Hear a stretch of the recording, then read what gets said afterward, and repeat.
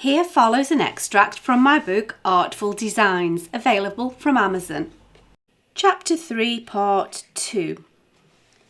The bow of burning gold had been brought, the arrows of desire were spent, and the final chords of the piano were dwindling in England's green and pleasant land.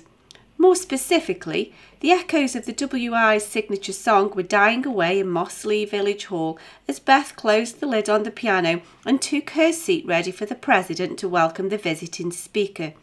Mrs. Malkin, or Mary as Beth had been instructed to call her, gave Scott an encouraging smile as he took up residence next to the laptop to oversee the slideshow for the talk. "Good evening, ladies," Drew began. "It's so lovely to be able to share with you my enduring passion for art history. I know that many of you have been collared by me in the past as you've popped in to visit Beth. Tonight, I have you all cornered. I've got a captive audience and I'm looking forward to making the most of it." Amid the general chuckles of laughter, the entrance door opened and Beth's twin brother, Benedict James, popped his head into the room. Beth turned to see the latecomer and scurried to greet him with a hug. Waving protocol aside, she ushered him to a chair next to her and Mary. "Lexi has gone away for a couple of days, so I thought I'd come and surprise you," he whispered as they walked to their seats. "I totally forgot about tonight's meeting until I arrived to an empty house.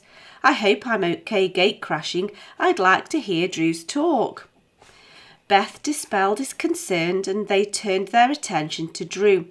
The lights were already dimmed for the slideshow, which had masked their interruption.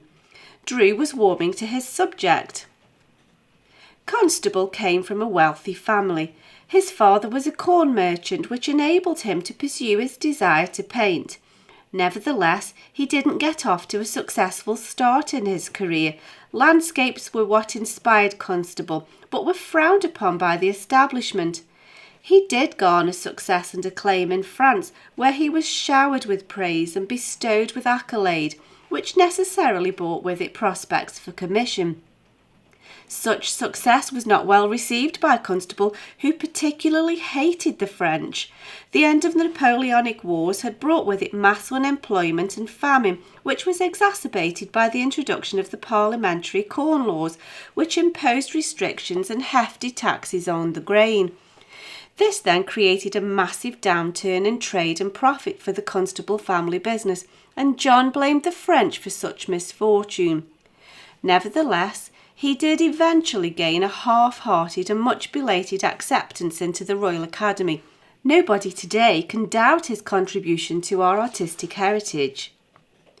Drew gave a nod to Scott to change the slide from a portrait of Constable to the watercolour study of clouds. The 19th century was a time of renewed interest in art and science. There was a zeal for exploration and discovery. Constable combined this zeal for learning and knowledge with a new expressionist form of art. On the one hand, many of his nature studies are wondrously free and expressionistic. However, he added to this naturalistic manner an insistence on scientific veracity. This sky study of a cirrus cloud formation is testament to his continuing fascination with clouds and meteorology. His studies and paintings attest to his insistence that natural lighting and elements of the weather were always correctly partnered with the appropriate cloud configuration.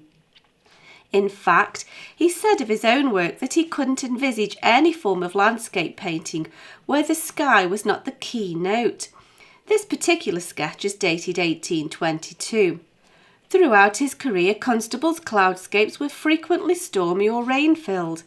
When you consider that the 19th century was also a period frenzied with psychoanalysis, one can't help but wonder whether his brooding skies vented his mood as he faced hostility and rejection from the artistic establishment.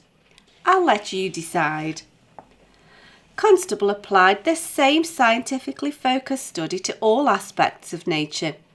This next slide, thank you Scott, shows a study of tree trunks dated 1821. It epitomises the artist's use of naturalistic colouring. It also explains to a degree why he was faced with such rebuttal from the Royal Academy. The abstract angle is ahead of its time, and Constable's expressionistic style was too avant-garde for the old school members that controlled admittance into the association. Constable was consumed by the desire to faithfully represent the everyday aspects of life, especially country life and particularly the Suffolk countryside that he grew up in. This is in stark contrast to his contemporary Turner. Turner had an eye for the dramatic and would even reposition buildings and rocks to suit his purpose and give the work a more exaggerated romantic aspect. After a further nod to Scott, Drew continued. This landscape, dated 1812, seems to be merely a backdrop for the skyscape and prominent double rainbow.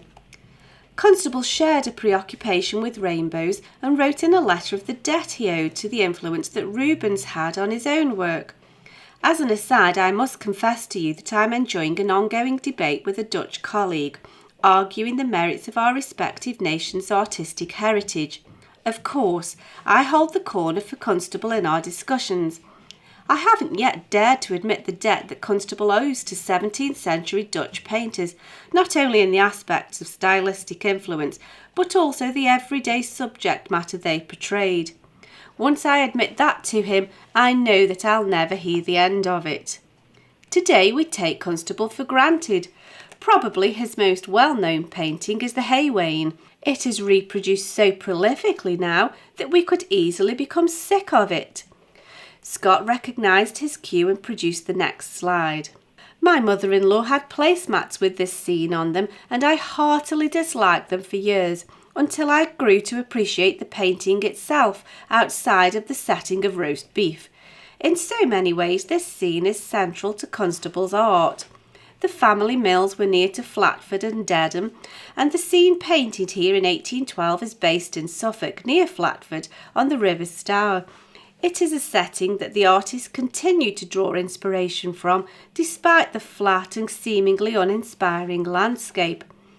It's interesting to note here that the bulk of Dutch landscapes are necessarily flat and initially uninteresting too. Constable wrote that such scenery in his childhood had made him the artist he was and expressed gratitude for the fact. These next slides show some of the works of Hendrik Martens Saw.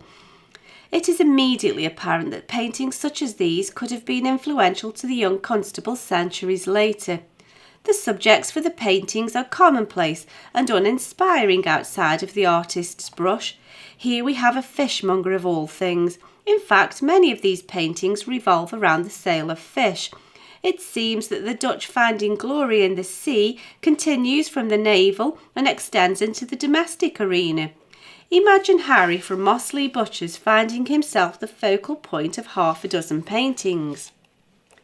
To finish, I thought it appropriate to include these final slides of still life paintings by the Dutch artist Jan van Os. The paintings of flowers and fruit are from the late 1700s. I've heard it said recently by my kind assistant here that the style is easily likened to our canal barge art. After the last few slides were spent, Drew rounded off his talk. I'd like to thank you for allowing me to indulge in my pet topic. I sincerely hope that I haven't outstayed my welcome. In my defence, I must point out that my talk tonight is a fraction of the length it would have been had it been my boss at the Whitworth talking to you. I will also add that Scott has been filming my little presentation and, when I'm feeling generous, I will show it to my Dutch colleague and let him have his moment of glory. If you have any questions, please don't hesitate to ask, but don't let me keep you from the delicious cake that I know is waiting. For the full book of Artful designs, available in paperback or as an ebook, follow the link in the cards in the description box or find details on my website at sharonbill.com. Thanks for listening.